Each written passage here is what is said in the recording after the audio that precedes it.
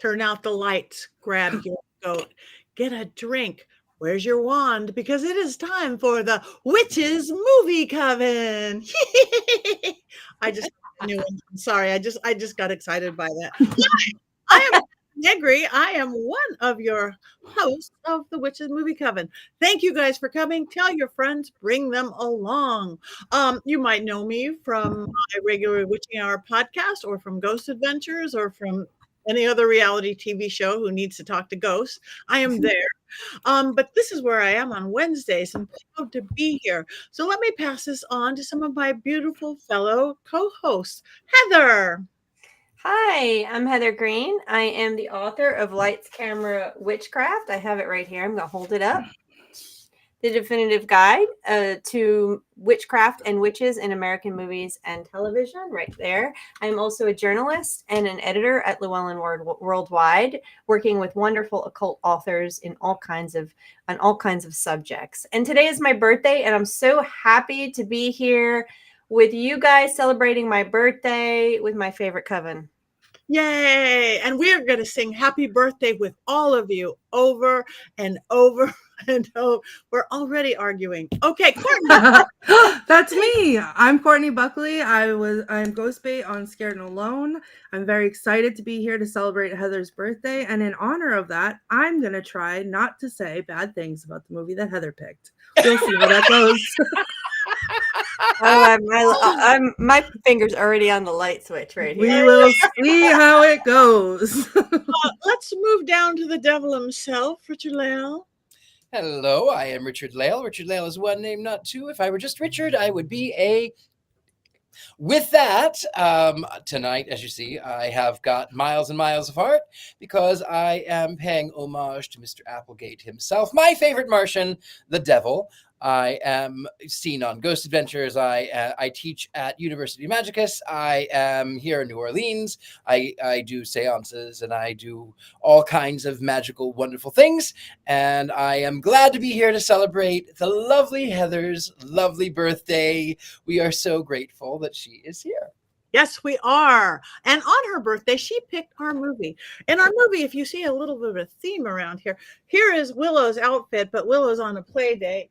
We have Yankee Ken. We have Yankee Barbie because we are doing Damn Yankees. Yes, I'm going to hold back everything for down. We're doing Damn Yankees. Now, I can hope everybody's seen it. It's been around since 1958. So you've all hopefully seen it. But for those who haven't seen it, Richard-Lael, you have an unbiased synopsis of this lovely film?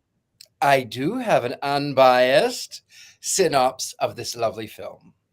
So if you are familiar with the classic story of Faust, this is only partially like that. It is a story about a deal made with the devil and a lovely woman, and the what happens when one must make a choice, and then of course either redemption or destruction, as was the case of the original Faust. Now, in this one, it is slightly different because it's a modern day retelling, and that you saw right there was Tab Hunter, the squeaky clean in 1958 Tab Hunter, and he plays Barefoot Joe from Hannibal Mo, which is what Taya was saying there. So what happens is he's this older gentleman who loves baseball, and he does not like the damn Yankees, unlike these two lovely ladies over here who do love the damn Yankees. And so he roots for his team, the Washington Senators, and he wants so badly for his team to win, but he is old and he cannot play, and he's an armchair baseball player, and he makes an unwittingly off-the-cuff remark about selling his soul to the devil in exchange for being able to play baseball. And lo and behold, my favorite Martian himself, Mr. Applegate, aka the devil, comes in, and nobody else can see him. And he says, okay, well, let's just shake on it. There's no contracts. What do you have to do? Sign it in blood? And so he becomes this young, good-looking Tab Hunter. And unfortunately, that means that the old man must disappear, and he must leave his wife abandoned for an indeterminate amount of time. And so this young baseball player from Hannibal Moe ends up by playing for the Washington Senators, and they win everything. But the devil has decided that in order to break up the happy home, where of course Joe is in love with his wife, he's so in love with his wife, and he wants to go back that he actually becomes a boarder in her house, and he wants so badly to be with her, but the devil says, okay, I've got to break this up. I don't want him being pulled back in. And I'm going to introduce him to the most unattractive woman I can think of, especially when she comes in as Lola and she does this. With a flower pot on her head. And of course, Joe wants nothing to do with her because Tab Hunter is gay, but also because she's the most unattractive woman. She was, you find out that this unattractive woman, who is now supposed to be this beautiful, drop-dead, gorgeous woman, was once the ugliest woman in Providence, Rhode Island. You find that she also made a deal with the devil and made her only slightly less unattractive than she was before. But nonetheless, she does fall in love with Joe, but Joe, of course, wants desperately to be with his wife, and he stays because he doesn't want his name to be sullied. The devil says he'll make him disappear. Joe will take the fall. They'll say that he was a scammer and he was a fraud, and he can't do that. He can't do that because it'll cause so much chaos. And so in a fit of rage, the devil then turns him after the last game, which he was given some drugs and overslept because the devil is clearly mortal and lives in Donald Trump's penthouse. All of that dictator chic gold, fake gold Louis XIV furniture, which obviously from looking out the window was inside the Washington Monument, neither here nor there. But at the end, Joe comes home. He's old. He's been turned back old. He comes back in and the woman says, "Where have you been, Joe? Where have you been?" Oh, I can't tell you because it was a secret mission. And then the devil comes in and says, "Oh, well, you can go on to win the World Series and I'll give it back to you. And I'll give all of this. I'll give you what you desire." But instead he listens to his wife and he says, "Please, if you'll have me back, I will be here with you. Just tell me about us. Tell me about us. Tell me about us." The end roll credits. That's about it. Now. Oh boy. Thank you, Richard-Lael. For if anybody didn't see the movie, you still haven't. Let's move on to Heather, our more academic telling of this film, perhaps something from your book. Yes, it is in my book, and actually I mention it, reference it frequently in some of my workshops. But what I'm going to do, as I've been doing recently, is list 5 of the most important things that you need to know about this film. Just some tidbits and some fun stuff. So number 1, why damn Yankees? Number 2 is the source material, some of which has been mentioned already. Number 3, I've got to find, because I have a list here. Oh, the cast. I'm going to mention a few tidbits about the cast that are interesting. And then number 4, about the crew. And then number 5, let's talk about Lola the Witch. Some people have been commenting on her already, as well as Richard-Lael's commentary on her. So let's start with why damn Yankees. Number 1. This is going to be a little baseball trivia for you sports fans out there. Are you ready? So why did they call it the damn Yankees? Why was there a film that's whole plot point was to upend and stop the Yankees from winning? Well, let's just start with 27 World Series titles since their inception. The Yankees today are considered the winningest team in American sports. Courtney, commentary is unnecessary at this point. We will not talk about the Boston Red Sox at any point in this showcase. So anyway, the Yankees have won 27 World Series titles. And as I said, in any sports, they are considered the most winningest. Now, in the 1950s, which when this movie came out, they were on a roll. Okay, they were unstoppable. They won the World Series in 50, 51, 52, 53, 56, 58, 60, and 62. So it's not surprising that somebody produced a content, art content, pop culture that would want to upend this rally. They wanted to stop it. You know, fans, everybody, Boston Red Sox fans especially, right, Courtney? Correct. Right. So there you go. So this is why what's also interesting about this is I went to look because they didn't win 54 and 55 around when this whole damn Yankees musical started to see if it was the Washington Senators, not the Nationals, that won. But no, it was two other New York teams, the Dodgers and the Giants, that won those 2 years. So New York dominated. Sorry, Courtney. And the other point at this point with baseball, which I think is also interesting, and because I all want you to go out to your local trivia locations and win tonight or tomorrow, is that they mentioned Shoeless Joe from Hannibal Moe. It's one of the songs in there. Well, Shoeless Joe is a reference to Shoeless Joe Jackson, which was another case, a real case of baseball, the White Sox through the game against the Cincinnati Reds, and it was a gambling thing. And so there was another baseball historical reference here that was happening. So now you guys are all ready with your baseball trivia. The Black Sox scandal, yes, that was in the 20s. And let me move now to number 2. We'll move out of sports and go to content. I'm sorry, not content, but the source material. So Richard-Lael already mentioned Faust. This is a Faust story. Not a lot of witch films are based in Faust stories. And there's reasons for that, because most witches are women. And when a woman makes a pact with the devil, it looks very different than when a man makes a pact. These are two different mythologies, legends, stories we tell ourselves within narrative cinema.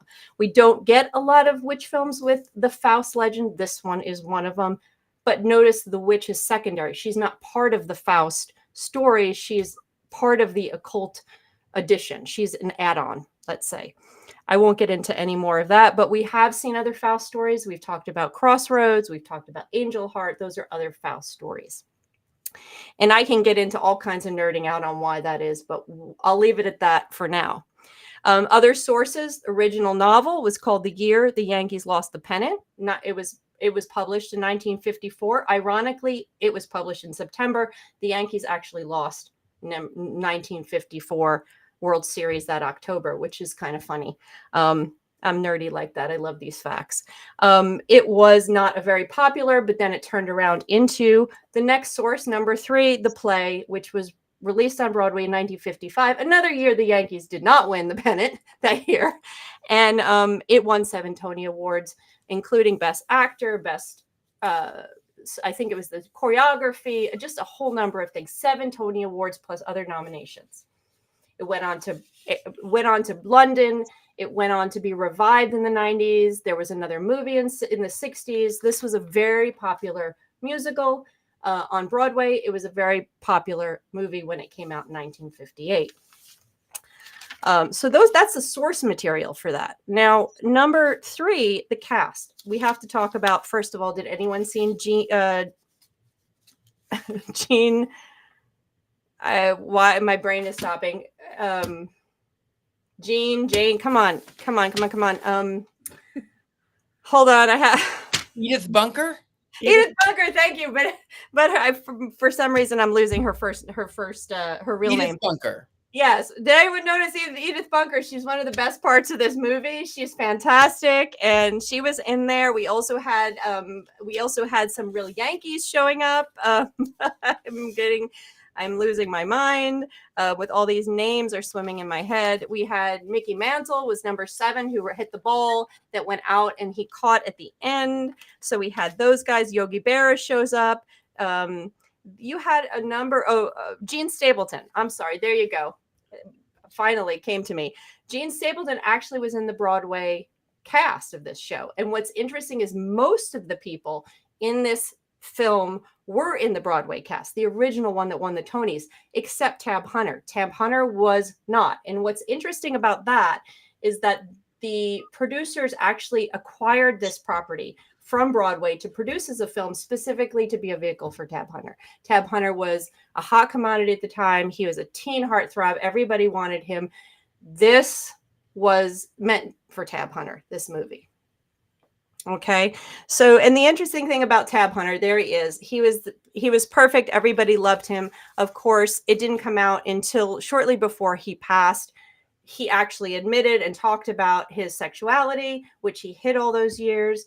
And he was in a relationship with Anthony Perkins, who's most famous for Psycho. So he was one of the many actors of the time that had to hide their sexuality. And what's lovely about that, a little nerd trivia here, is the 1958 was also the release of Bell Book and Candle, which is an allegory for that actual experience that many of the LGBT people had at that time. So it's kind of just a little witch irony. So that's Tab Hunter. There's lots more to talk about him, but I'm going to move on to the crew. We have to mention that the Adler and Ross, who did the musical, who won Tonys, Ross actually died shortly after the musical was released on Broadway, sadly. And the two of them who also did the successful Pajama Game, which I can't stand, is also, they were very successful in both, but never got to do anything else. Another person in the crew we need to talk about is Fosse. I'm sure we can talk about those wonderful dance moves that we saw. Especially at the club scene in the end. They're all early Fosse moves. Fosse is someone who has very distinctive style. If you love dance, if you love Broadway, you have seen Fosse. Fosse is most notable for Broadway shows like Chicago and Pippin. He did Cabaret on film, if you've ever seen Cabaret. There are very distinct Fosse moves that you will know if you are into Broadway, and if you're a dancer, you will have done all that jazz. Yeah, jazz hands, everything. We can talk about whether that worked in this film or not later. And number 5, Lola the Witch. Everything she gets, wants she gets, right? That is a classic song. A lot of people know it. They don't know that it's part of the show.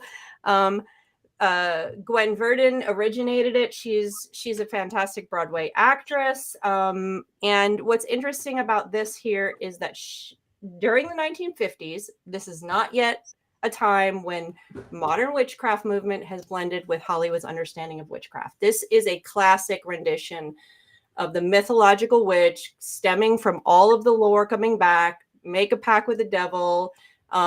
You get to be pretty, you get to do, and then you have to serve the devil. This is a classic version.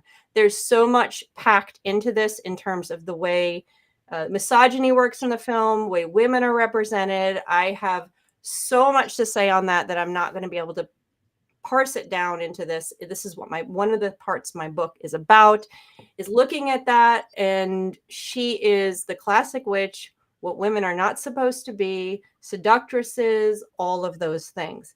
And I use her frequently when I talk about witches and witches' bodies and the women's bodies and the way they were represented in Hollywood at this time. So that is some of the stuff. I will let it go, move on, and we can talk about whether we loved this movie or not. Thank you very much. I love you, Heather. We can talk about this forever. You got to shut me up. No. This is beautiful. I'm going to go first because this, I would say my entire life, I've always said this was my favorite movie. I'm old enough that when I used to run home from school, and I'm talking like first grade, they would play an afternoon movie every day at 3:00, the same movie all week. They didn't change it up. They'd play it. And a lot, they played Damn Yankees. Mom would tell me Damn Yankees. I would run home from school. I would sit in front of that television. I was mesmerized. I was mesmerized by the devil, by the witch, by the dance. I think that's why I went into dance. Literally, this movie. Baseball. The moving of those baseball players, their cute little choreography was so cute, and their little baseball shoes. I last night watched this as a complete 7-year-old. I grinned ear to ear. Yes, you see all that's wrong with it, the misogyny and all that, and I mean, the faces, Richard-Lael, she's a Broadway actor. Maybe they hadn't figured out yet that you pull it back for television and film. You pull it back. Broadway.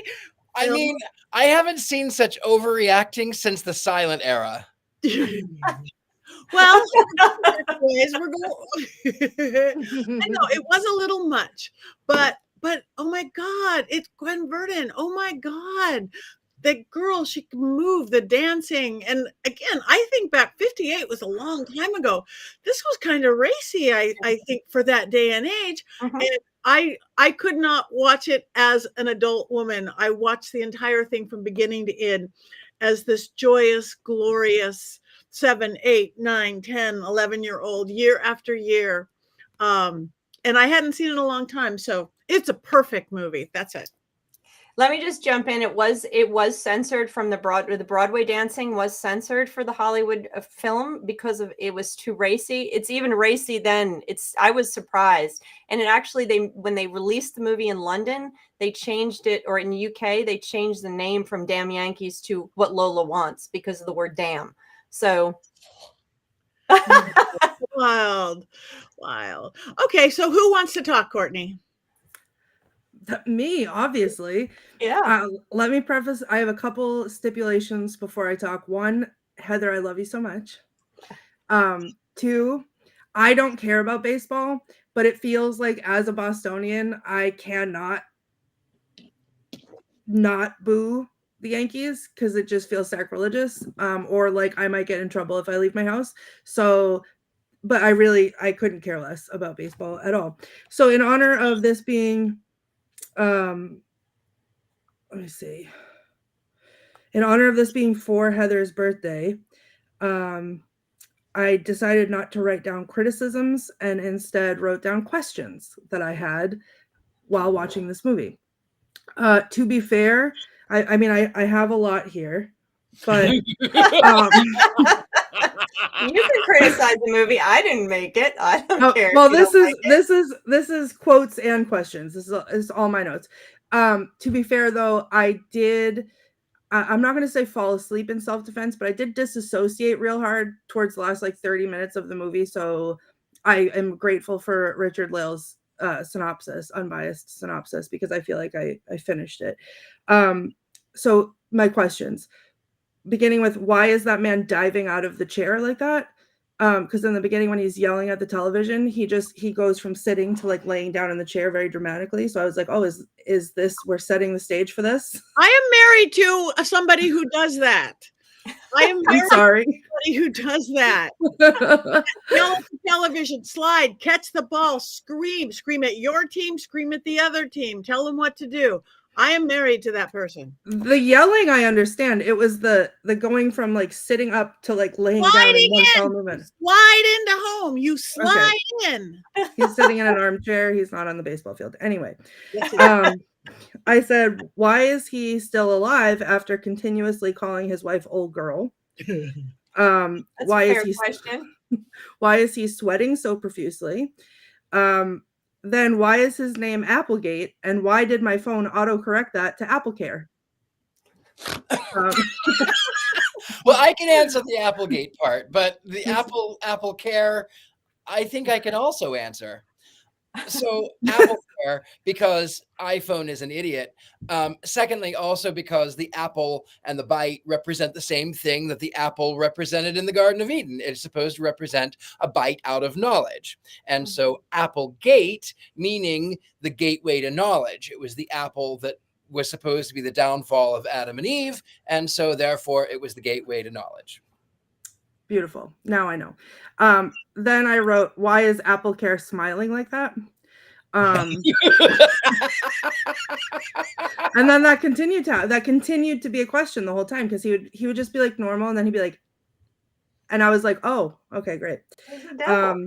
But yes, that was not sure, but he's the devil, but he's also my favorite Martian. So you would really have to have gone back to 1953 to have seen him. Mm-hmm. Then you would get it, because he was always kind of creepy. Yeah, he looked like a predator of a different kind, so I was concerned. I said, I asked why. Oh, the two ladies that were, or the whoever they were asking why he was talking out loud to himself. Why did they almost get hit by a car going 1 mile an hour? Why is making a deal with the devil the nerdiest double handshake ever? Because that was a lot. And then again, I questioned, why does this man keep calling his wife old girl? Why do they keep calling each other Mac? It's the 50s. Yeah, All of That's this right, is the Mac. 50s. Yeah. Old girl too.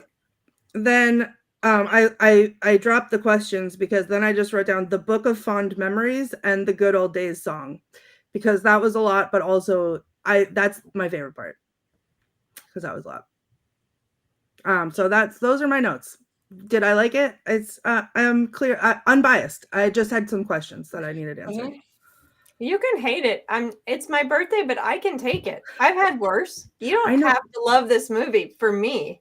I want you to be your authentic self. That makes me the happiest on my birthday. My authentic self loves and respects you so much that if I were to share my actual thoughts about this, I would have to apologize for every day for the rest of my life. So now I'm even more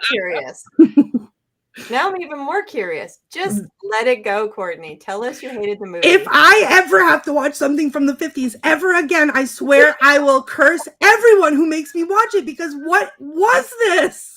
None of the songs were good. You want to talk about dancing? Where was the dancing? It was so uncomfortable to look at. Everything was terrible. I literally sat there and disassociated, and then I was like, I can't do this. I have to shower. I have to shower my sins away after having to watch this ridiculous movie. There you go.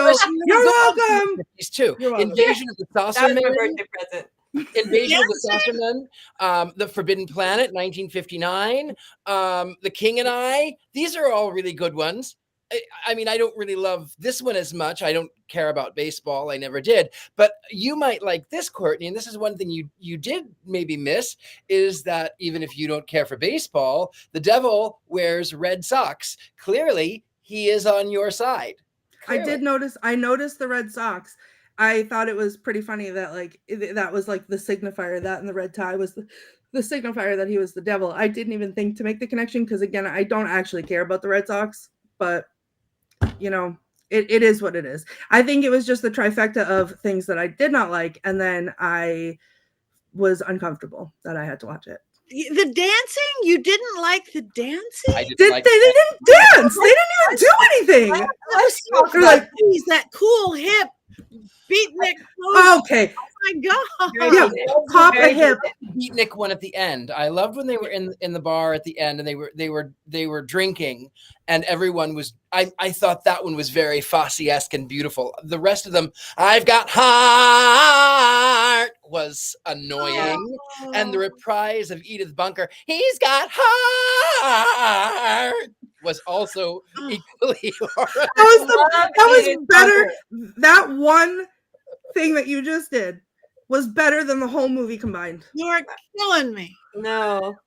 And I love musicals. I love musicals. I wanted to love it because it was a musical. And I felt like my ears were bleeding and I didn't understand. Then he sang the song, a whole song about his wife being an old girl. I was like, how are you still alive? I would have strangled that man. And then the separate beds, I was like, okay, yeah, that makes sense. That would have been right too. Everything had to be separate beds. I know. So I'm going to give my opinion here because I am a big musical fan, old musicals, new musicals, and all this stuff. Now, these two guys who did this musical also did the Pajama Games, which I mentioned earlier that I did not like. My least favorite part of this movie was the music. And while the song Lola can be fantastic and some of the other songs are recognizable, the music isn't what I love. I don't love their musicals I love more than this one, but there's something about this movie that I can't not like. Like I have to like it. There's something. Now the Pajama Game I never want to watch again, but these two guys, they were successful, but their musicals, the music didn't catch me. And I love 50s musicals. I will watch Oklahoma. I'll watch King and I'll watch Roger and Hammerstein, Roger and Hart, name it. I'll even watch The Music Man. And a lot of people don't like The Music Man.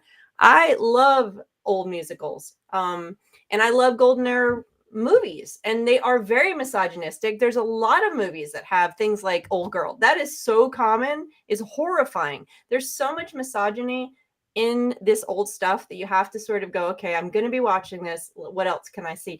I enjoy watching this movie partly because of Jean Stapleton, Edith Bunker, because she cracks me up every time she comes on the screen. I love watching it. I don't think Fosse's dance moves mesh with every part of this. Some of his moves just are a little bizarre, like that zombie thing that Gwen Verdon does when she's doing the Lola thing, where she's going back and forth, and I laugh every time. So some of that dancing did not work for me, but some of it did. So I just, there's something about this movie that just I enjoy. Not my favorite musical. So that's where I'm at with this. I have to admit again, as a danseur in the ballet and someone who studied dance, what really struck me the most was the club scene when they're drinking. I loved that.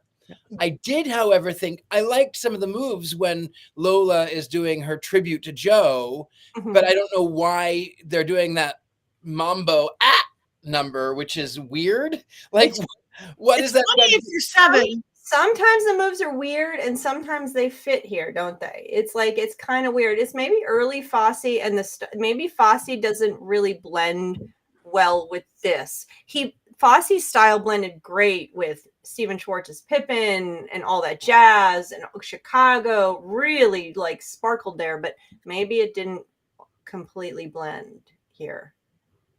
I don't know, but Fosse's amazing. I love Fosse. So Fosse's great. I mean, he was a real jerk in real life, but he was great. And you know what? It's not a documentary. It is not a biography about him, but I love all that jazz. I have to kind of sometimes skip through to the music, but I love all that jazz. And it is so very accurately depicting his own life that he was dealing with in Chicago, and his divorce and his own daughter, even though it was supposed to be really fiction. Oh. All right. Are you okay, Patty? No, I'm fine. My 7-year-old is hurting. My 8-year-old is hurting. My 9-year-old is crying. My 10-year-old is gonna go hide in her room. No, I would have watched it over and over when I was younger too, just because it was a musical. I mean, I'll watch any musical except the Pajama I King. was raised on musical. My mom was a musical theater actor. I know I could sing every musical. Too bad I can't sing like you can, but I can sing every musical. And I don't know, that one, it must have hit me at that age that I don't care if the little kids were singing the thing and the cryers, the grown up, it was perfect. And I watched it as that child yesterday, and it was perfect. Richard-Lael, have you given all your comments yet? Well, maybe not. I mean, you know, I will tell you this. Okay, so is it my favorite? No, it's not my favorite. I feel like that it was under dramatized. I really would have liked it to have, I would like there to have been a little bit more conflict. I would have really loved for there to have been actual consequences. In the original Faust story by Goethe, in the story, Dr. Faustus he has been turned young, and he goes about, he's attracted to this young woman, and he seduces her and then manipulates her, and then he ends up by leaving her when she's pregnant, and then the child dies and she ends up in an asylum.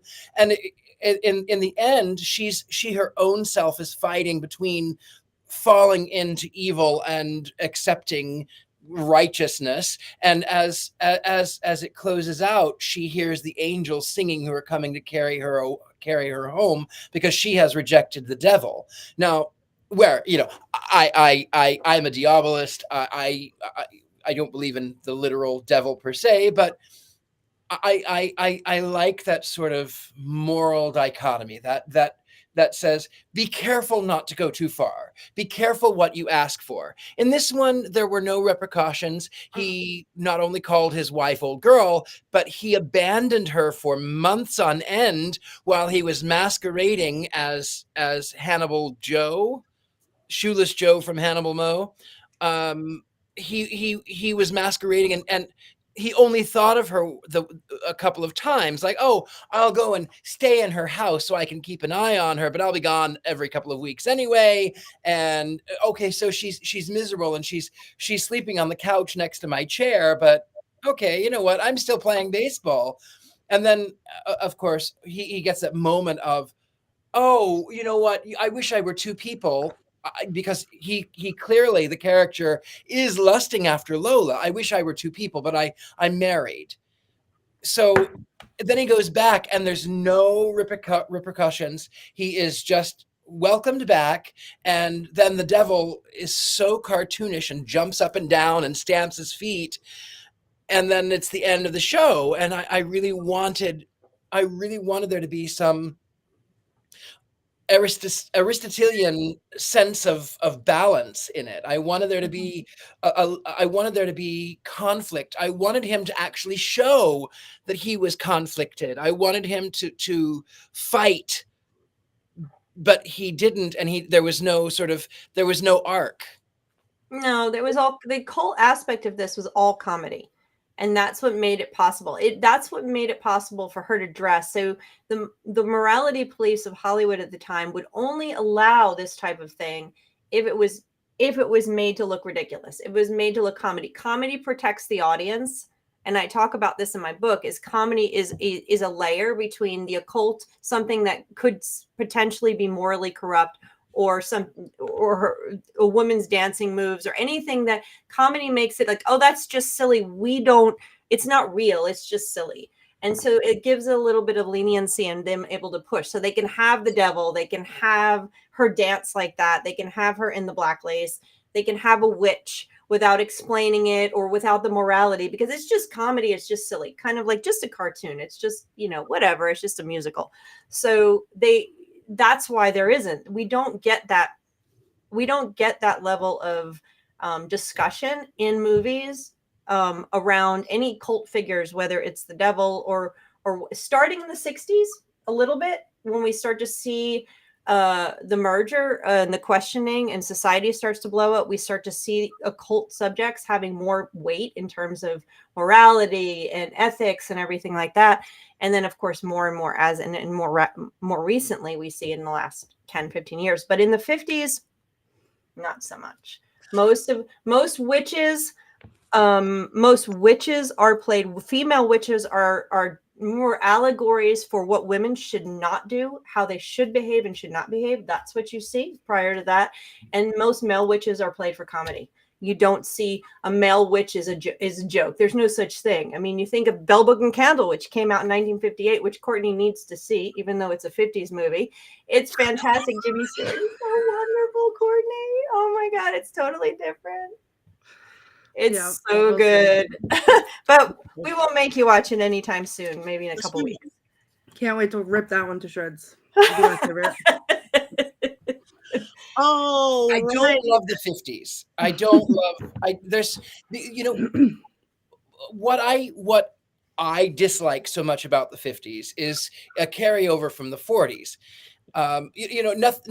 Nothing is so distinct. It's not, this is the 20s and this is the 30s and this is like everything sort of blends together, and it's this sort of, in the 20th century, you have women of the early 1920s getting rid of the long skirts and getting rid of shaving their armpits and voting and smoking and driving cars. These are things that they couldn't do. And then with the depression of the 30s, we have to get back to God, and the necklines got higher and the hemlines got lower and the sleeves got longer. And then in the 40s, all the men were gone, and the women were starting to now, we can work in this. We can work in the field, and we can do these things. We can still be beautiful and glamorous, but we can work. We can do these things. And then the 50s, it was just, everything was sort of, it was McCarthyism, and it was masquerading, and they wanted this perfect sort of robotic. And I the 50s make me nauseous, excepting for I do love Invasion of the Saucer Men. That is a hill I will die on. Frank Gorshin, the Riddler. Oh my God, this is Invasion of the Saucer Men. You wouldn't like it, Courtney, because it's about aliens. But No, sure wouldn't. Saucer Man is so good. I have to watch that one because I've seen so many 50s science fiction films, but I can't think of that one. I can't say that.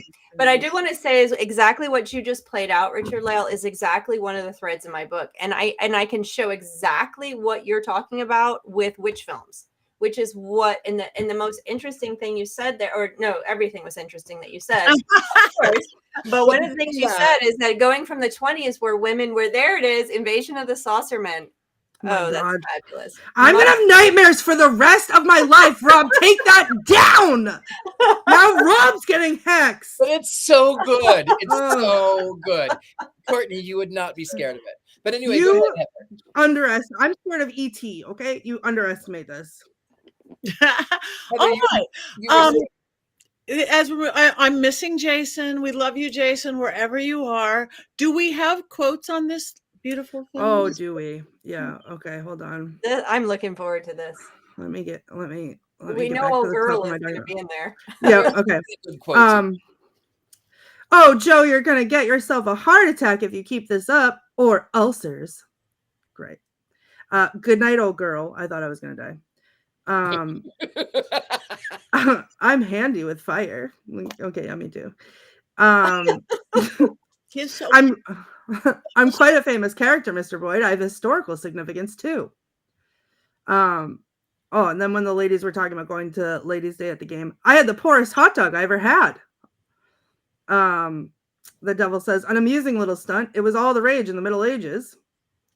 Wives, they caused me more trouble than the Methodist Church. That's so true. That's true. That's true. My God. Oh, this is the part I almost lost my mind. I screamed out loud. There was witnesses. I just saw that comment, the horror at Party Beach. I would love to know what that is. He's doing the crossword puzzle, the baseball guy, and he's like, what's a 3-letter word for a sticky substance? And the guy is chewing gum and he's like, and then the other guy says, spit.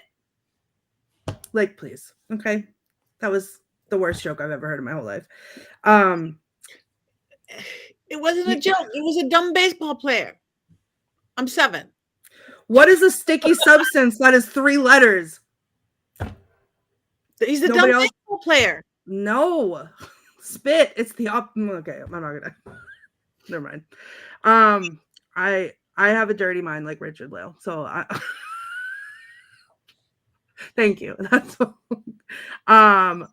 you can't trust any newspaper woman. That when he kicks his foot and he's like, oh, my hoof. They're talking about her husband's loves baseball. Oh, a big fanatic. Every night in front of the television set, you see that big old slob sitting there. And then he asks Lola, have a nice trip? And she said, perfect. The plane crashed in Cleveland. And she says, when they lose, there will be suicides and heart attacks and apoplexy, just like the good old days. And then he says, there isn't a home wrecker on my staff better than you, Lola. And that was it. That was it. Those are my quotes. No, don't clap because it was painful. Thank you. It was painful to relive that. How could this movie be painful? Let me count the ways. We can watch Pajama Game and then we can really all experience musical pain. That one's terrible. Can we put a witch in it? Is there a witch in it? No, there's no witches in it, and it's just painful. I don't think I've seen it, actually. Weirdly. Well, you go ahead and report back. Watch it and report back. You might love it. If you love their music, you might love it. It's the same guys that did it. And it was successful, hugely successful. I think Doris Day's in it. Okay. I will have to watch it. Yeah. I've got a thing about musicals like you, though. And again, I still cannot watch this as a grown-up woman. I just won't ever, never. Ooh, Rock Hudson. Okay. Anyway, Jason didn't send us anything, did he? We don't have. He did, I think. He did? Oh, yeah. I think we have a video version. We do A have video video version of it. All right, virtually from outer space. Can we? No, not outer Invasion of the space. Saucer Men. Not outer space.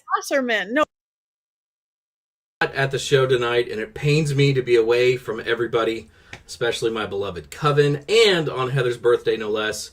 But being away has me thinking about the other regulars on this show.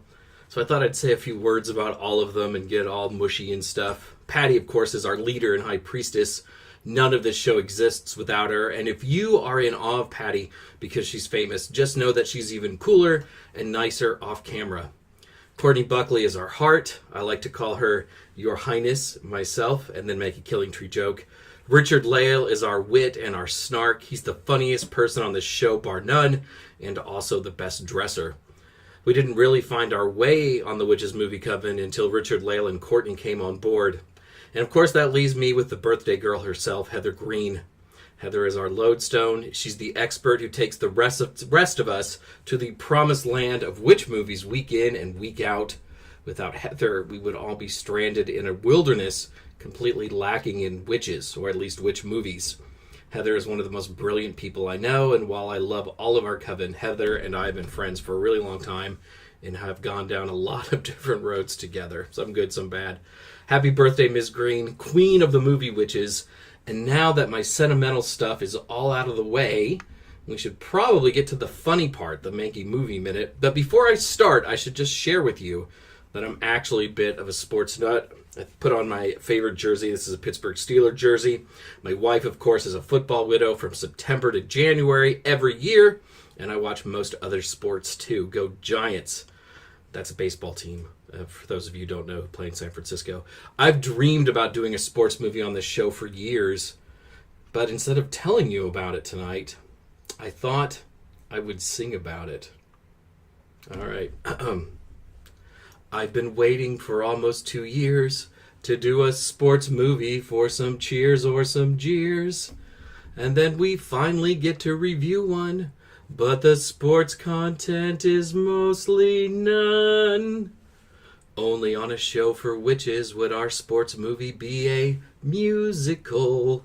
Not a stirring drama, but something more acoustical. Baseball's the setting, but there's mostly high stepping. It's all full of song and dance, those jocks never had a chance.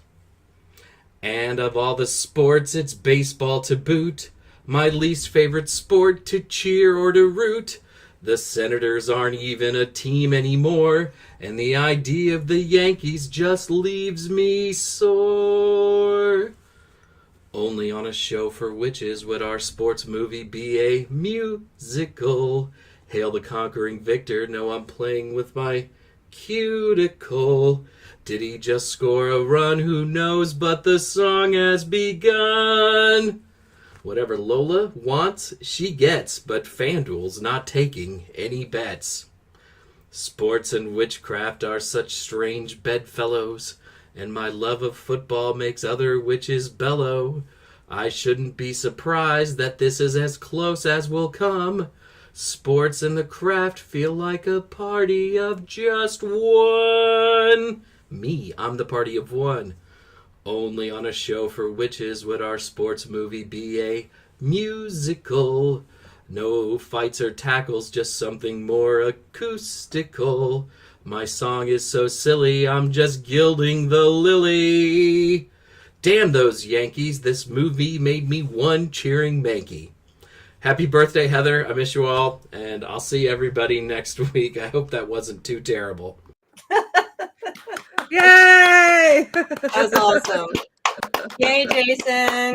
hey, Jason. That was perfect. Can I jump in here real quick? Someone asked who the witch was in this movie. Patti, who is the witch in this movie? Who was the witch in this movie? Lola. Yes, of course. Oh, Someone asked on the thing. Someone I saw. So actually, Lola. Mary Jane Kane, who was the Lola. witch in this movie? It's like, yeah, Lola was the witch. Yeah, Of course she was, because she's 300-year-old witch that made a pact with the devil.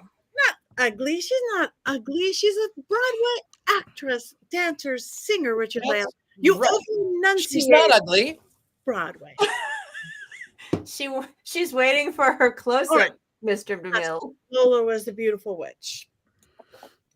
Well, they had to make it funny, right, Heather? I didn't know that sex would get taken away with comedy, so they couldn't make her sexy. So if they make those faces, they got away with it, right? Right. That's what Heather just taught us. Mm-hmm. Well, the reality is when they talk about this movie, they talk about it that they did try to make it close to the stage show. So it was more like anyone who's done stage and done film knows that this was a lot of the acting was very meant for stage. Sorry, they didn't tone it back. I think some of you said that already. She's not ugly. She's constipated. And she was supposed to be this young, attractive, sexy woman, and she was old enough to be Tab Hunter's mother, or at least older aunt. You know, her mother's younger sister. Well, you know what? If they had actually used the actor who did it on Broadway, there might not have been a problem with that. But they made it. But Tab Hunter, they did this for Tab Hunter and threw him in there and kept the rest of the cast, and so you have a problem. He did okay. Tab Hunter held his own. He did okay. It was okay. He had a successful #1 musical hit after a top 40 that knocked Elvis off the charts or something like that. He was super popular at the time. All right. Well, we have one thing to do, and that is to vote. Wands out, everybody. All right. I'm watching all of you. Damn Yankees. Wands up, wands down. Up, up, down, neutral. Up. Okay, everybody, you guys have to break this non-tie tie because it's up. We've got okay, fine. Wands up. Yes. Come on. Wands up. Wait a minute, Richard-Lael. You did not hate this movie. I didn't mind it. It's a brilliant movie.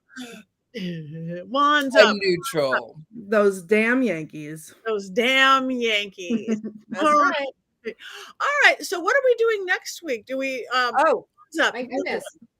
Best movie ever. Up for Heather, it's her birthday. Up for Heather for her birthday. Yay! For me for my birthday. I'm waiting for that. I didn't have it out, so give me 1 second while I look up our movie for next week so we can announce that. I have my sunglasses ready in case I'm concerned. Oh, yes, this is a good one. Everyone get ready. Something very different. Are you ready? Eve's Bayou. All right, I'll give that a chance. I don't think I'm going to be here. Eve's Bayou is very, very different than what we watched tonight. It's brilliant. Oh, I didn't say that. You don't know how I'm going to react. You have no idea. You're as unbiased as I am. Yes. Yep, exactly. Completely unbiased. It's like the news. You like the news. You don't know what the news You don't know. All right. I'm looking at my calendar right now. I think I'm going to be on a plane coming back from New York next week, but I'll watch it anyway. So you guys have to carry the fort yourself. All of you. We will do so. Yes, you will. And we will miss you. Yeah. Very much. All right. So does anybody have anything they're coming up that they want to talk about? Silence. Whatever Lola wants, We can see. Lola gets. Well, I'll talk about Mystic South because that's coming up. We've got almost a month left. And it's July 25th, 26th, 27th, I think. Friday, Saturday, and Sunday, 3 days. Visit us. We have wonderful workshops that's coming up. I will be there. There it is, 26th, 27th, 28th, a day off. I will be there. I'm doing 2 workshops. Of course, my haunted dolls and puppets, and also what is a witch? And you might see Lola appear in that workshop. What exactly is a witch? I use her all the time in my workshops on witches and movies. And then I have Charlotte Oz. That's not till September, but ticket sales for some of the events, like hearing Gregory Maguire speak, go on sale on June 10th. So if you're going to go be in Charlotte in the end of September, please come to Charlotte Oz, all thing Wizard of Oz. Yay! And I will be speaking there on Wizard of Oz movies. Beautiful. Thank you. Courtney. That's me. I don't have anything coming up yet, but keep your eyes peeled. Maybe we'll have some Scared and Alone soon. I'm holding out. I'm holding out for that. Keep my nights clear. And So Courtney that's is going to be actually watching Invasion of the Saucer Men too. So No, we're I excited for that surely because she's gonna love it. She's gonna love No. the. I have an idea. We can do some kind of live. We should do some kind of live thing where you guys, whoever wants to join, traumatizes me with alien movies, and you can just watch my face as I watch them, and then never sleep again because I will. You would Oh really my God, Rob, take it off! But Courtney, you would really like this one. Like, this is one of the funniest things you can ever see. Frank Gorshin and the aliens have this thing where they attack with these claws with like nettles in them, I but feel like the my only throat. thing that they do is make you drunk. And Okay. so they've invaded and attacked this cow, and then the farmer thinks that all of these kids that are out necking have made his cow drunk to make him upset. And then of course there's one hiding in the back seat. No, I and can't even sit he still. Like slams I the door just. and the hand crawls across. I mean, it's No, absolutely not. A group screening of something would be fabulous, Courtney. I think that's a good idea. We're gonna Yeah. Invasion of Body Snatchers. a No. road trip. Invite all of our friends. Yes, we're gonna have Yeah. like a weekend away with the coven. Yes. Richard-Lael, you have anything coming up that you want to talk about? Or yes. anything you want to talk about at all? Sure. Well, I do have a few things coming up. Not just my lunch, but I do. I will be actually in Dallas on the 20th through the weekend. I don't remember what. I'll be I'll tell you next week. I'll be at some antique store. I can't remember where I'll be reading some cards. I'm also anywhere that good gentlemen psychics are sold.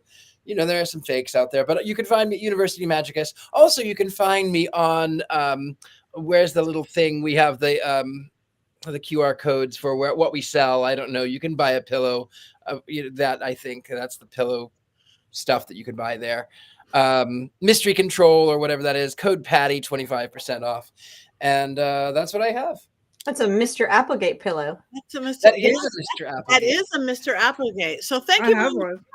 We have not been talking enough about Mystery Control and our merch. Cups and saucers and shirts and quotes and more quotes and other quotes and cloaks and pillows. Code Patti, 25% off on everything, including power panties. Nothing for the New York Yankees, though. You'll have to get that from NewYorkYankees.com. I won't get to advertise them. I too have We should be at WellCon next Wednesday. Oh, good. Oh yeah, Llewellyn Con is a free event that Llewellyn does, and there are I think 3 to 4 authors a day. You just have to sign up. Go on to llewellyn.com. You can see the sign up there. You put in, you get your spaces, you get a spot for the event, and then you can go watch the various people. Jason will be one of them. He's talking about Ray Buckland, as he always says, and there's just a huge amount of wonderful authors. Some of them are mine that will be there speaking about many different witchy topics and new age topics and spiritual and occult topics. So you can pick and choose. It's a 2-week event. So go online to llewellyn.com and find the things you love and go watch great authors speak. Great authors speak. Thank you. I am going to be this weekend in Ventura at Ventura South Coast Paracon doing a seance and ghost hunts. Sunday, I'm leaving for New York. I'm doing a book launch with a group book that I'm doing on intuition. We're going to be doing book signings at Barnes & Noble in New York and New Jersey and some TV. I'm going to be actually on probably 3 seconds, a billboard in Times Square. No way! Just me. There's like 20 of us. Me. Should I bring Philip? Maybe. Me. Bring Yes. Philip without his Yankee shirt. So that's this week, this next coming week, and I'm going to post where everything is. The next week I'm going to be home breathing. The next week we're doing the launch in Los Angeles. Again, Barnes & Noble book signings, TV, red carpets, all sorts of crazy fun things. And then I'm home for an entire month, and I'm really, really happy because I haven't seen my husband and my dog and my goat and my cat in a really long time. And yes, and then August it takes off again. I do have a rare LA seance in a theater in Santa Clarita, hot summer sizzle seance, August 2. I will be in New Orleans for Hex Fest the 9th through 11th. I will be in Michigan Paracon the 22nd through the 25th. That's all for August. And then I am off to the UK for a tour of the Weird and Worms, a real witchy tour all over the UK. And the rest you just have to go to my website and find, because I can't remember it. I can't remember it yet. I did yesterday, and I can't remember what I'm going to do next. But come join us everywhere, you guys. I want to thank you guys. You are the best coven I've ever had, even if you don't know your movies sometimes, because this is the best movie ever. If you were 7 and you were discovering music and musicals, and your dad was a baseball fan, and Lola was the sexiest thing you've ever said because she made funny faces. Okay. All right. It is 7 o'clock. Are we going to sing happy birthday? Are we going to cackle? Are we going to say whatever Heather wants, Heather gets? What are we going to do? Oh, whatever Heather wants, Heather gets. Can we sing it? We'll sing it. No, I can't sing. I cannot sing it alone. Richard-Lael, whatever. Don't sing. Don't sing. How about we just cackle? Whatever Heather wants. Oh, yeah.